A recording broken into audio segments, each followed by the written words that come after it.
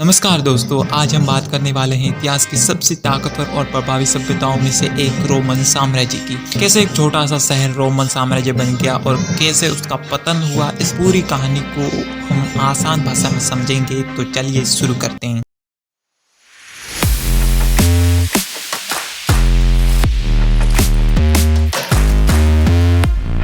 तो चलिए शुरुआत से शुरू करते हैं। रोम की कहानी शुरू होती है लगभग 753 ईसा पूर्व में। कहते हैं कि रोम की स्थापना रोमिलस और रेमुस नाम के दो भाइयों ने की थी, जो एक पौराणिक कथा है। असल में यह एक छोटा सा शहर था जो तिबर नदी के पास बसा हुआ था। शुरुआत में यहाँ राजाओं का शासन था, लेकिन बाद में जनता ने राजा को हटाकर गणराज्य यानी कि रिपब्लिक की स्थापना की, यानी people the people for the people जैसी व्यवस्था। रोम धीरे धीरे अपने पड़ोसी क्षेत्रों पर कब्जा करने लगा। यही वह समय था जब रोम सेना की ताकत सामने आई। गणराज्य से साम्राज्य तक लगभग 509 ईसा पूर्व से लेकर 27 ईसा पूर्व तक रोम एक ऐसा गणराज्य रहा। इस दौरान पूरे इटली पर, फिर कॉर्थेज से प्यूनिक युद्धों में लड़कर उत्तरी अफ्रीका और स्पेन पर अधिकार कर लिया। लेकिन जैसा अक्सर होता है, ज्यादा ताकत ज्यादा टकराव लाती है। गणराज्य के अंदर भ्रष्टाचार, सत्ता की लालसा और आंतरिक संघर्ष शुरू हो गया। यहीं पर एक नाम सामने आता है, जूलियस सीजर का। सीजर ने बहुत से युद्ध जीते और धीरे धीरे इतनी ताकत इकट्ठी कर ली कि उसे तानाशाह घोषित कर दिया। लेकिन उसके दुश्मनों ने 44 ईसा पूर्व में उसे मार डाला।